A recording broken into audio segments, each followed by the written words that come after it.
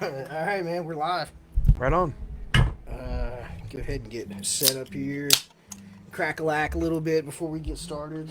This is San Pellegrino. Have you ever had San Pellegrino? I have not. Yeah, this is a Italian sparkling orange soda made with real orange juice. Sounds good.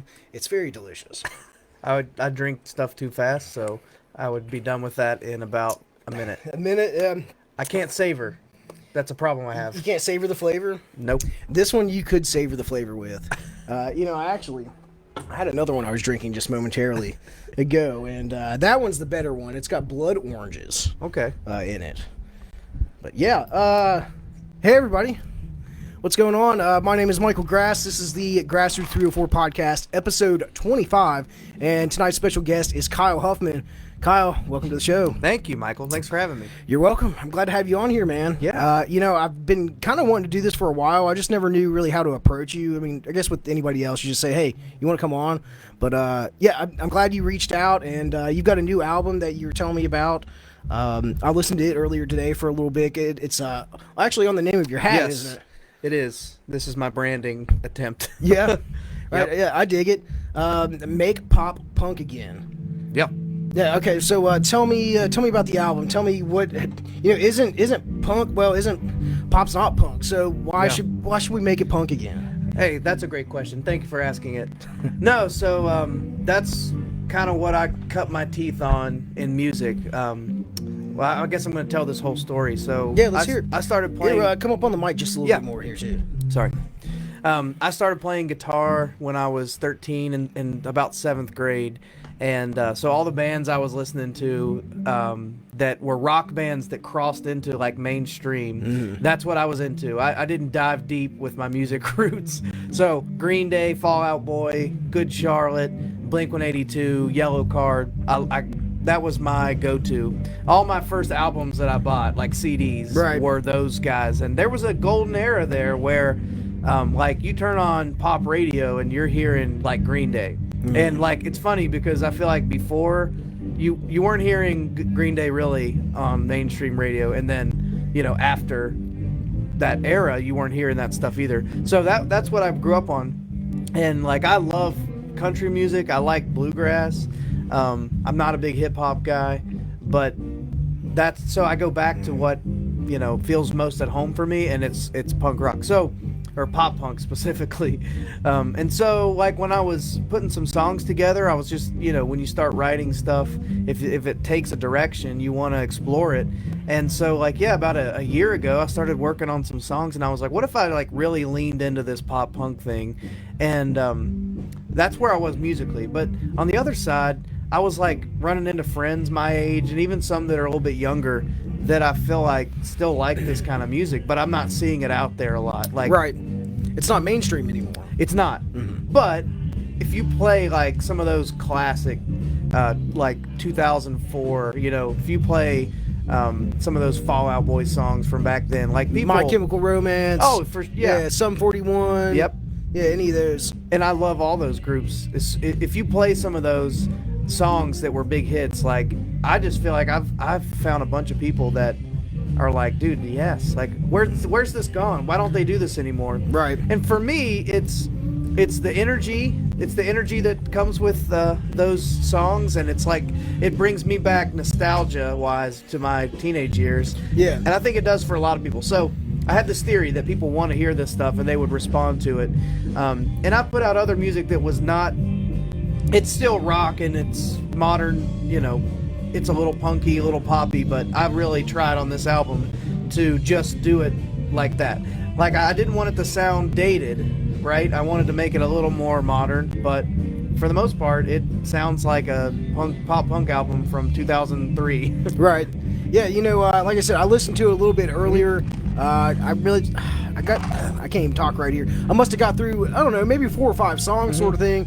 And it really did. It gave me that nostalgic feel of, like I said earlier, like some Taking Back Sunday or Sum 41 or, any of those bands you would have found on the Warped Tour in like 2003 or 2004. And, it just brought me back to, thinking about things and, being younger. Yeah. And, you're right, that music, that genre specifically, it's not mainstream anymore. And even back then, I mean, I guess you could say that it was mainstream. You know, in the 90s and the 2000s, pop music and rock music was heavily mainstream, and that's what you saw on MTV, and that's what you saw on VH1. And I don't know if you remember Fuse or not, but Fuse played like a major key role in my life for the music that I heard at a point in time, just like MTV or VH1 did for generations before us. Absolutely. So yeah, I mean, now I feel like that hip hop's always been kind of mainstream, but even more mainstream now, and like that mumble rap bull crap that I would never listen to or let my dog listen to at that point. Like that's kind of what's in, and I mean, I shouldn't say that it's bad, because everybody has their own opinion of what sounds cool, but it's just, to me, that's not my cup of tea. Yeah, and if you think about the history, a little bit of the history of like MTV, and even the history of hip hop, it's all related, I think. And I don't want to say dates or names because somebody will point out how wrong I am, but the evolution of hip hop, where like in the 80s I feel like it took off, and then it started to take over more and more as time's gone on. I think that's this era that I'm referring to of pop punk was like sort of the pinnacle. I've talked to some buddies before about how like recording quality reached a point in those early 2000 years where a really average band could sound awesome. And those songs I feel like hold up to today, almost to the point where we've moved to like so digital and electronic with samples and stuff that it kind of loses some heart. So you go back to 2000, I'd say 2 through 2009, and you got some good stuff there that still holds up. So yeah, I mean, I think for me, like I go back to that and I say, like, what could I recapture from this? Not to be too philosophical, I love this music, and wanted to make more songs that like I would have listened to in that time. And so far, the reception has been pretty good. I mean, the people that are in my circle that are from that sort of same perspective it's been positive so far. So that's good. It's always good to get positive reviews and positive feedback. You know. Yeah, and not to like shit on rap music or hip hop or anything, because I love hip hop music. I more or less like the beats when I care about lyrics sometimes. But lyrics in itself is, hearing a song, hearing a story that's in a song. It's much more powerful, I should say. But I would say, with respect to all genres and everybody's taste, I would say, like hip hop that's on the radio, like popular hip hop, if that makes sense. It definitely appeals more to the here and now. And for me, like I'm listening for more than that. Like I want a song that shares a story or a truth or some sort of archetype of life that we all can kind of relate to, because that's something that you're listening to for years, And I know that people that like rap are finding that in their genre as well. But for me, like that's what pop punk is I'm like wanting that to take me back to the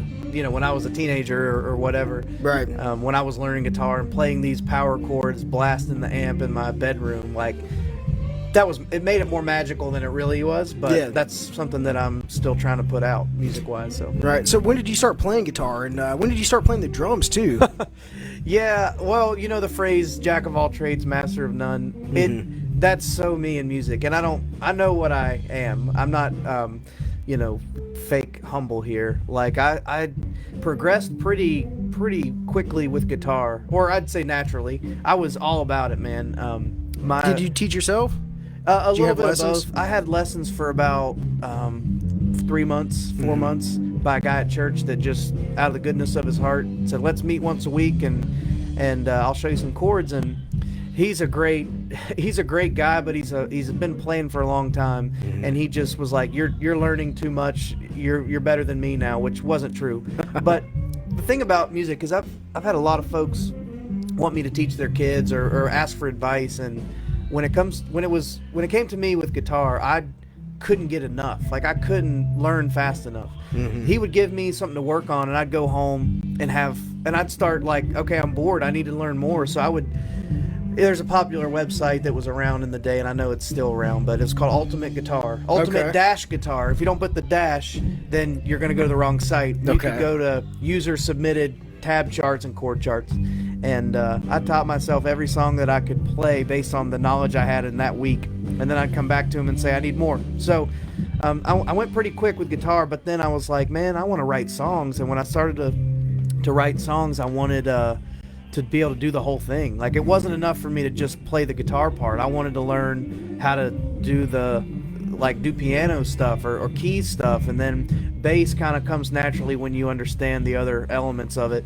And then I was like, well, I need to know drums. And in high school, I would record drums on a keyboard with my hands. Or my fingers, I guess. I would play the drum beat, right. tap the keys, and the recordings definitely represent that quality from that time. But that taught me a lot about rhythm, and so I never really mastered.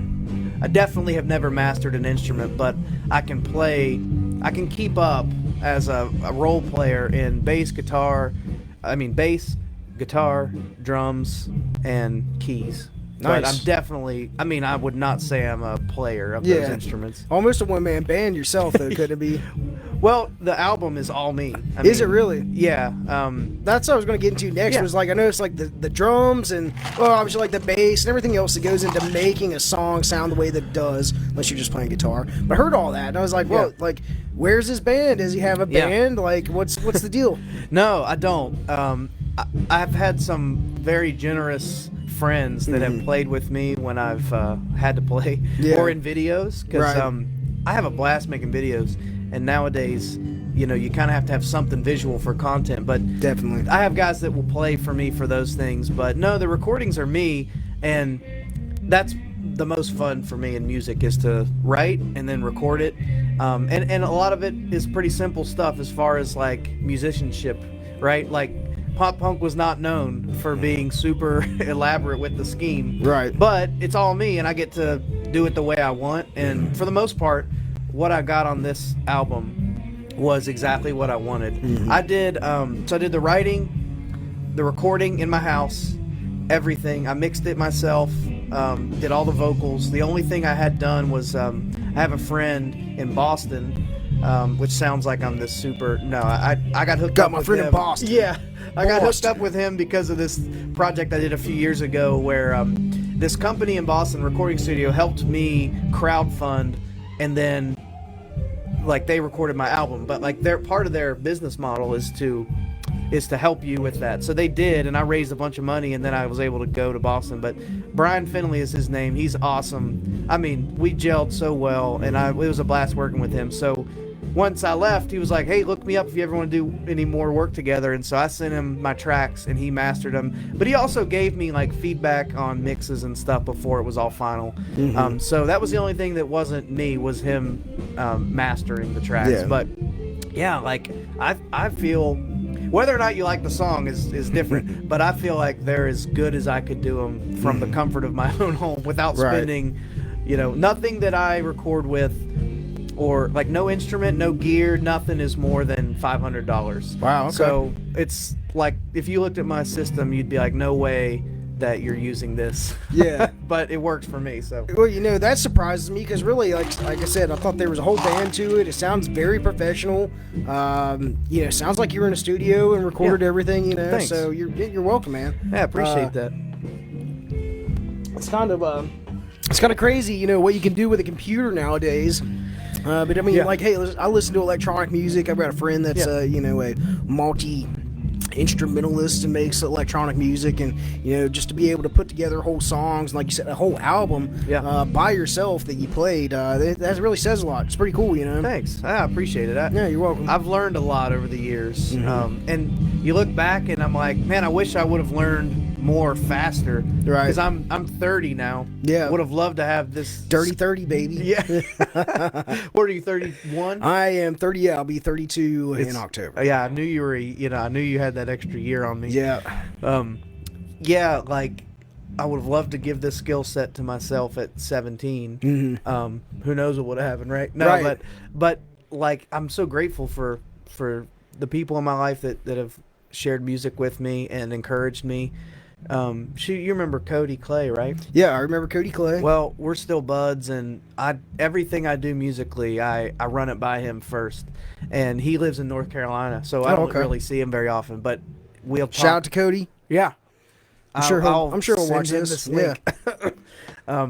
He knows I love him, but he will always give me honest feedback. And there was actually a point a few years ago where I was like not sure like what I wanted to do musically, like which route to pursue. And he was basically like, "Dude, this pop punk stuff is what you are. Like, just embrace it." Right. And I was like, "You're right." And I'm glad because these songs are fun to me. Like, I enjoy listening to them. Shoot, half of the like riffs and licks that I'm doing are just things that I would have liked to have heard in another song, Right. or in another band's song. So, and half of the stuff is, influenced by, not half, all of it's influenced by those groups anyway. So, but yeah, he's always been encouraging. So, that's helped me like shape sort of the direction I wanted to go with things. But yeah, thanks. I appreciate it. I'm proud of the product.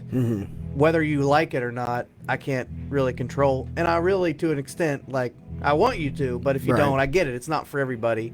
But yeah, I was gonna say, it's kind of got some of those songs kind of have like a small town Americana feel to them in a way too. There was one specifically that you're talking about being young and like going out on a date, and how your transmission needs a resurrection. I remember that, and I laughed at that. Yeah, I was like, that's funny. That's a cool little verse right there. Yeah, just remind me of small town America, being young again. How the car that you had bought, you say the car was $100. Yeah, paid like, $100 for it. Some of those are real experiences, right? So I'm sure you would agree, if you're thinking about pop punk when we were, teenagers, I think one theme that you'd probably agree that existed was just the sense of like you're a teenager, so you don't get things in the world. You're frustrated by things sometimes. Certainly. You're complaining about things that when you're an adult, you're like, I shouldn't have complained because I should be grateful. But, my experience was different than a lot. I mean, I'm not claiming that I had this, rough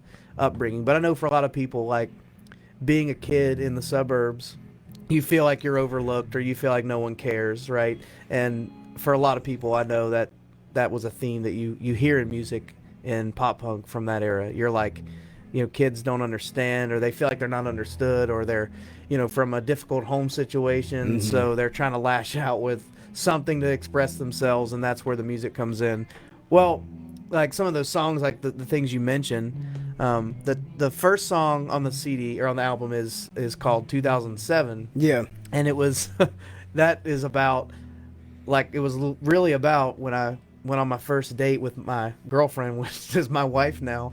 We went to the movies, right? And I mean, it's loosely based on that, but yeah, you're nervous, and she feels like you feel like she's got it all together, and you don't, and you're just a loser. And I feel like pop punk's always been you're the underdog, right? You're not the cool guy. You're the guy that they kind of pick on, but then you get to play rock music, and that's your way of feeling cool, right? Which I can kind of relate to. Like, I don't know. That's something for me. And then the other one you're talking about is the song is called the one about the car, right? That one's called Full System Repair. And I was trying to make a metaphor from my life, needing to improve and needing to fix things and having, things I know about myself that aren't great. And just like a car that you drive that sucks, like my first car was, my parents did buy it for me. It was $750, and it was a beast. Like, it was a Chevy Lumina. Lumina. And it was giant. I mean, it's a huge boat. It is. I remember I traded it in and got whenever I did, like years later, I got a Ford Ranger, like a pickup truck. Yeah, it was the Danger Ranger. I had a Danger Ranger too, bro. Yeah. 2003 XLT. Mine was an 03. Nice. Yeah, same year, baby. Yeah. Nice. Yeah, nice. Danger Ranger. The Danger Ranger and the Dirty 30. I like That's it. right. That truck was the same length as the car, and you're thinking a truck's bigger, but that's how big that car was. I'm confident that if I ever hit anybody, they were gonna receive the brunt of the blow. Oh, definitely. You wouldn't make a single dent in that thing. And you'd probably just glide right over them too. For sure. Like, what was that? A pothole? Yeah. Yeah. The only thing is it was white, and the white paint on every Lumina of that year was a 96. I've seen like a dozen in my life. Every one of them, only the white ones, paint chipped. Was that the clear coat that was missing on it? Maybe. Yeah. You know, when you talk about Chevys, I had I guess second vehicle. I had a Chevy Cavalier. Oh, and yeah. that thing was a 2003 or 2004, something like that. Same thing. And it was, by the time that I'd sold it, after it was a piece of junk. It was a piece of junk when I got it to begin with. $600. Okay. Yeah. You got me beat. Yeah. First one though. First I had a GMC Jimmy. That was my first vehicle I got when I was 19, maybe 20, something like that. And $400. No muffler on it. Nice. Did you get pulled over? No, I didn't. I was able to drive from where I bought it back to where I was living at the time, and had to replace the muffler, obviously, and the oh shit, I can't think of the radiator in it in order to drive around. Yeah, and I drove that for a while, delivering pizzas for Papa John's until it sputtered out, and I couldn't afford to get it fixed. But on to the Cavalier story. When you're talking about the paint, the Cavalier had horrible paint chips on it where the clear coat was missing, or maybe just Chevy just didn't put the money into a good clear coat of paint for that one, and it would peel up off there and bubble off there, and you just pick at it a little bit over time, you know. And yeah, ugly. Yeah. It takes you back though. Yeah, sorry, my brain's, I'm ADD, and so I start thinking about stuff and just go different directions, and I realized when you were telling your story that I had talked too much, and I want to hear some of your stories. Well, normally, you know, I wouldn't have hopped right in and started asking you about your music, but I looked at your hat and it just, you know, it came out and started talking about that. I guess I should give some context. I've known Kyle for probably about 20 years now, since middle school, sixth grade, maybe even before that. I don't know, did we play baseball or football together? We probably played Little League football together for the Patriots. Maybe. Yeah, because I know Cody was on the team, so like even before John Adams in sixth grade and, you know, going there, I'd known you since that time. So, let's say 20 plus years or so now. Yeah. Well, I mean, I always felt like you were a fast friend. Like, I didn't need to know you long to like, I think it was Little League football. Yep. You can't, it's midget league. Can you I don't know if Little People League now. I still call it midget league. It was midget league. That's what it was called. So it's okay. It's not offensive. I mean, if you're offended, that's their own problem, but that's what it was called. Yeah. I was getting my like childhood trophies out of my parents' house the other day, and they're still in my bedroom. I was trying to like read the acronym for our league, and I was like, oh yeah, it was midget league. But Michael is for those of you that watch this and know Cameras him, everything. Yeah, Michael. Yeah, you're right. Michael's always been good to me. Always been a good buddy. And I was just telling him before, there's some hilarious stories of my childhood, because you only get one adolescence, and my childhood has some good stories that involve hilarious things that you did.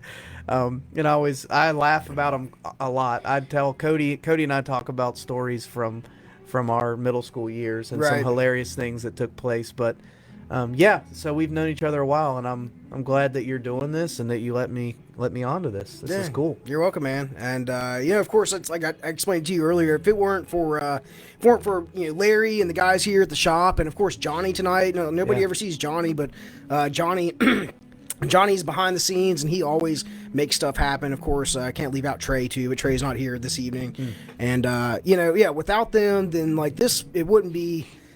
One, it wouldn't be as good as it is. Two, it wouldn't flow at all. And three, well, it wouldn't be happening altogether. So I really appreciate the support from them too, and of course from people like you and friends and family that message me and let me know that they're watching or supporting. It means a lot, because sometimes you don't know if people are watching, or so I'm sure people are tuned in, but the laptop's all the way over there right now, so I can't read comments or anything. But generally, that'd be good to do, is like read comments during it. But sometimes I don't know, like if the how the live streams do. Like people watch more probably after the live stream than during the live stream. That's been my experience with stuff. Is you'll like see a few, the little icon that's showing how many are watching, and then like an hour or two later where people can scroll and they'll see, like, it'll pop up. You'll see like a couple hundred or whatever, a couple dozen at least will show you that they've seen it after, which is cool. And I think for like a view, it has to count as like 3 seconds counts as a view. If it's like somebody just swipes through and continues swiping, then it's not technically a view. But it's weird how these things work. It kind of incentivizes you to do something crazy on your your background image. You know what I mean? Yeah. Wonder if others have tapped into that. Maybe, you never know. I mean, I'm No, sure I'm somebody's sure. tried it, you know. Yeah. Man, that's, we were talking earlier about some memories that we have from school. I remember must have been in middle school that you had done, I don't know if I assume you had a band. You and a band, and you guys played like the talent show Yes. in the cafeteria on the stage. Yep. That was and like the whole school was there. Yeah, that was probably the highlight of my musical career. In 8th grade, I peaked early. Yeah, it was a talent show, and it wasn't a contest. It was a show, so we had to like practice beforehand. There were several acts, and we played baseball, me and Cody, and then Ethan Pitzer what played bass, and Zach Hanna played drums. That was our 4-piece. Yeah. And like we all had stuff going on after school, so we didn't spend a whole lot of time we practiced, but not with the group, and then we were able to play. So we had three performances: 6th grade, 7th grade, 8th grade. Yeah. And playing for my 8th grade class, being an 8th grader, that was the coolest I ever felt playing music. And believe me when I say it was all downhill from there, because I remember like playing for nobody for a lot of things in my time. But that's how it goes. Mm-hmm. I remember in 8th grade. So we played I think we played the 7th grade one first, and then the 6th grade, and then the grand finale after you played it twice was 8th grade. I broke a string, of course, because I didn't know what I was doing. I probably played way too hard, and I broke a string, and I was the one playing a solo in that song. So I had to play it on a different string, and it kind of worked out. I improvised pretty well, but yeah, that was awesome. I mean, and then we got to do something at the end of the year. We got to do something for our class, just 8th grade, and it was a lot of fun. So yeah, that was awesome. I mean, if I looked at 8th graders today playing, I'd be very impressed. Right. Of course, I'm playing and I'm thinking like, oh, we could have done better. I was in 8th grade, you know what I mean? Like, our guys pulled it off. That was cool. Well, it's still, pretty cool for 8th grade. It's like kind of like the School of Rock in essence. Be able to do that, and it's certainly a memory that I've held on to, and cool. I'm sure there's other people that probably remember that as well. Yeah, I agree. Like if it was like the School of Rock, but to me, we were like ready to go pro. So I was like, oh no, we're legit. Right. Like I was like, yes, somebody's gonna check this out. Of course, no one filmed anything then, so you had a flip phone. You're holding with a two like pixel razor camera. Yeah, a razor. That's exactly what it would have been if anyone bothered to film it, if it was film worthy. But yeah, man, I'm grateful for that experience as well. That was cool. Hey, have you seen those new Razor-like phones? It's not Razor-like. It's a flip phone that has screens. But you can fold it over just like that, kind of like a razor, not as thin though. Right. There's a dude in my church that has one, and I just want to be like, how's that screen working with no seam? It's George like Jetson, isn't it? Yeah, it's futuristic. The future is now, bro. Yeah, we are living in the future. Yeah. I'm outdated too. Yeah. It's something that comes up and I'm just like, whatever. I don't even try anymore. Like trying to use a Mac, right? Yeah, we were talking about earlier. I refuse to learn. Hey, like sometimes you just get like stuck in your ways and what's more convenient or comfortable for you to do. I mean, even though you're not old yet, we usually say that about old people. It's like you get stuck in your ways when you're old, but you still got time to change if you want to. I suppose. Guess I don't really want to. You don't want to learn that Mac.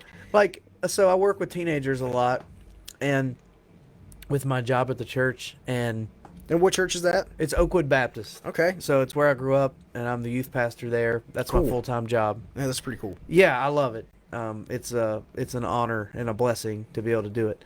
But like, I started working there at age 22, and like 2 weeks into the job, they're telling me I'm old, and they're high school kids, middle school kids, and then it hit me like, you're only not old when you're in high school or whatever or below, and so right off the bat, they start using terms like young people terms that it's not that I couldn't learn them. It's that you just don't care to learn them. Like you don't want to learn like half of the words that are used in the vocabulary of a high school kid nowadays. It just makes you mad.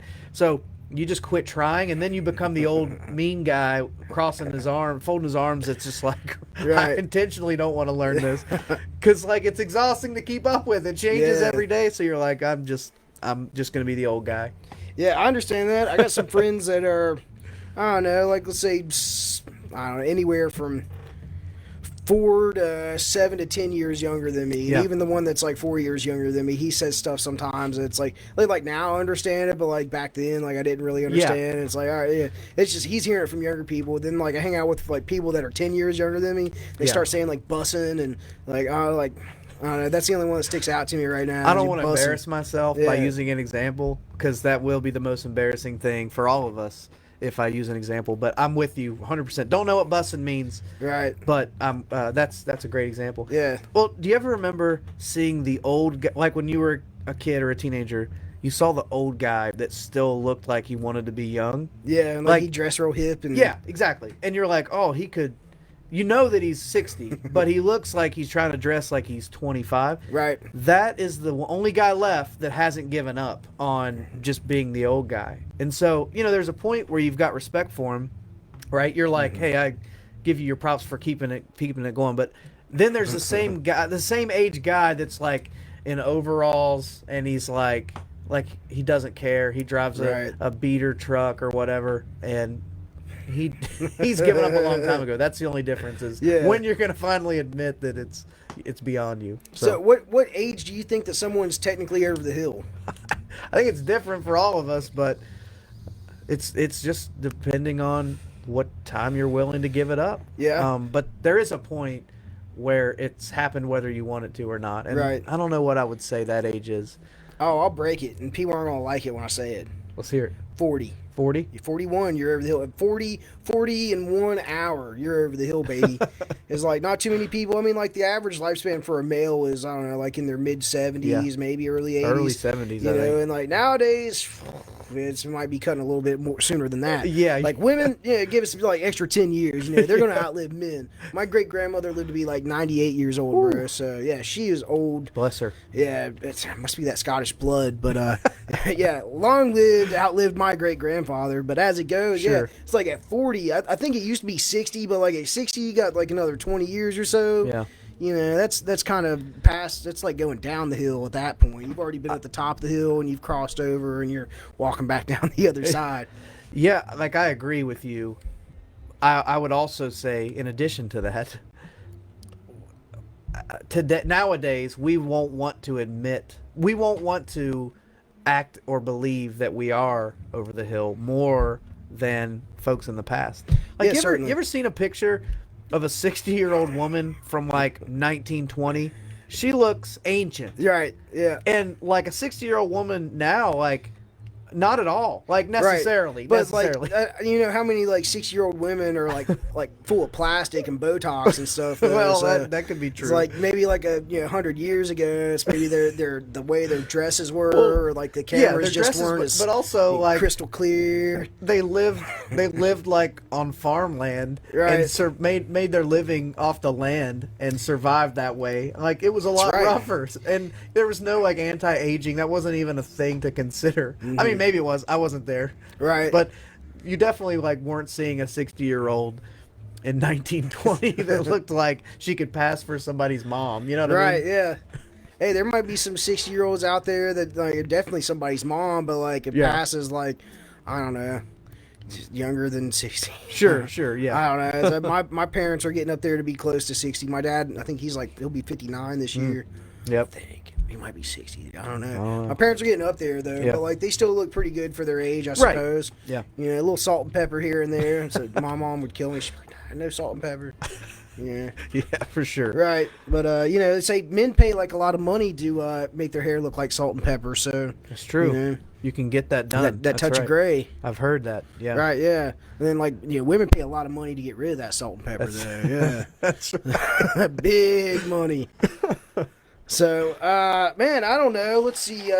Normally I start out and I introduce everybody and go through it and say, like, how you been doing, or at least like how long you been playing, and this and that. We went through just about everything. I mean, let's talk about your older album. You mentioned earlier that the people that you worked with in Boston. Yeah. And come back to that. I remember I donated some money to make that happen. Right. I appreciate that. You're welcome. I never got a copy of the album, though, so you don't have to hook a brother up. I will do that. I appreciate you, man. I really do. Yeah, of course. I remember that, too.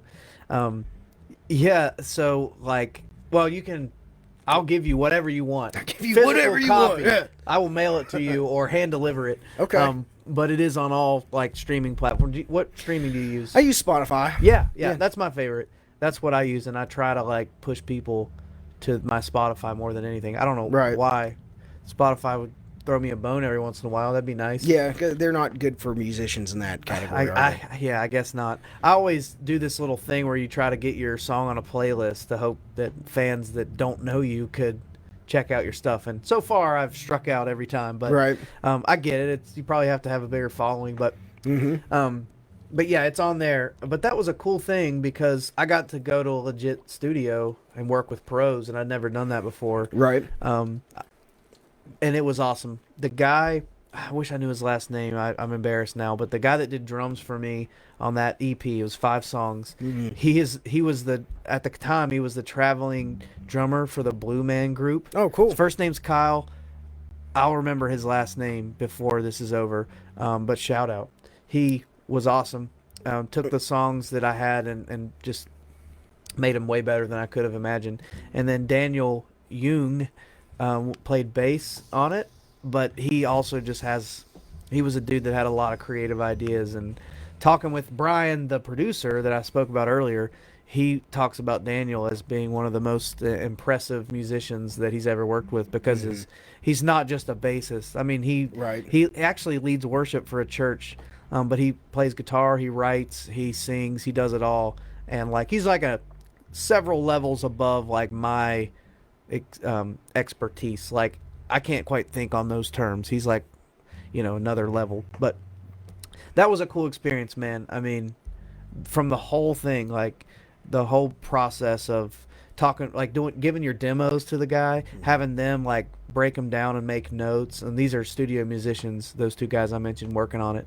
And then like collaborating, coming up with better ideas than what I had come up with, and like, but using the framework of my song. Right. That was really cool, and it taught me so much. Like this album that I'm putting out now, Make Pop Punk Again. It has. There's a bunch of things that I was able to use when I was making that. So I did that project it was like early 2021 until 2022. It took a long time to get it all done. But as soon as I finished that and put it out in November, and I recorded basically everything that I've put out for this album since November of this past year. So it was right after that because you get that, you want to write and you try to get it all out. So learned a lot of things, and I'm thankful for Brian for showing me the way in a lot of those little recording hacks, things that I just didn't know because I never worked under anyone. I just like did it by ear. I was like, this sounds better than what I used to do, so let's go with that. And then he was like, you should really do this because like everybody in the industry knows to do this. And I was like, you're right, I probably should do that. And that's what it takes is having somebody more experienced than you to show you the ropes and show you the back end of things, because you're not just gonna get it right from the get-go, especially if you're not trained or have somebody to drop it in your ear. And that happens with a lot of people. I mean, it's sometimes that's what it takes too. You think you're doing something right, and then somebody says, hey, like, you're doing good, but here's how you could like refine it a little bit more. And then it takes it to the next level. You're right. I mean, the worst thing you can do is assume you know everything. And like, I'm speaking about this with my pop punk music, where it's like to a really experienced musician, it's like this stuff's easy as far as like the difficulty of playing and recording it. But and I agree to that extent, but just still, you can still act like you know it all or think you do, and you're just not going to make improvements on those areas. So fake it till you make it, right? I guess. Yeah, I definitely had to fake it in a lot of ways, but people have shown me some good things along the way. And I think it's finally at a point where I can record a thought from my head into a good song from my home, and I'm proud of the product, which it's taken a long time to get there, but yeah. Okay. Now, Kyle, do you plan on doing any promoting? You going to do any shows or events, any gigs to, release your music out? I mean, it's already released, obviously, but you going to go out and play some shows? Yeah, I want to.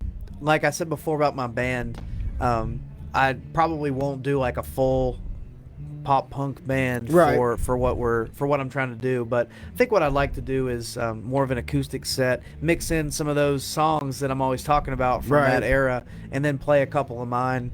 Maybe even just use that as an opportunity to talk about my stuff. Right. I'm working on a music video, which I'm excited about, for one of my songs. We've already shot it, and I'm kind of piecing it together now. And that's just fun. Like I mentioned earlier, it's a lot of fun to put those together and then actually send them out. So Right. yeah, that I think will help with promotion as well. But yeah, I'm definitely open to doing some stuff if I find the right setup. To just kind of let people know about it. Right. I think those fans are out there, like the pop punk fans. Definitely. They're out there. I want to connect them to just give me a try, Right. give my album a listen, because I think if you liked anything from that era, if you're still listening to it, I think this stuff will fit right in. Yeah, definitely. Hey everybody, I just wanted to give a quick update to the podcast for earlier. I forgot to plug in my laptop, so it actually died. And yeah, that's why the video cut out abruptly and the live stream was over. But sometimes things like that happen, so no big deal. But I just want to give a quick shout out to Kyle Huffman for coming on. Thanks for coming on the show, Kyle. I hope to have you on here again real soon. Of course, if you want to check out Kyle's music, you can find him on iTunes and Spotify. Just search for Kyle Huffman and look for his new album, Make Pop Punk Again. Yeah, say that 5 times fast. Before we go, I'd like to say tomorrow night I'm going to be interviewing a band called Grub. They're out of New York. They're going to be playing here at the shop for their first time. And then on Saturday, we've got the Dead Night, Grateful Dead Night here at the shop, featuring the Lazy Salty Dog. That's not an actual dog, that's a band. So, thank you all for watching. Appreciate it, of course. If you want to check out more of my episodes, you can always find it on Facebook, YouTube, and Rumble. Just search for the Grassroots 304 podcast, and you can find me on Instagram at Mike Grassroots. And yeah, see all the stuff behind the scenes. So, of course, thank you all for watching, and I'll see you on the next one.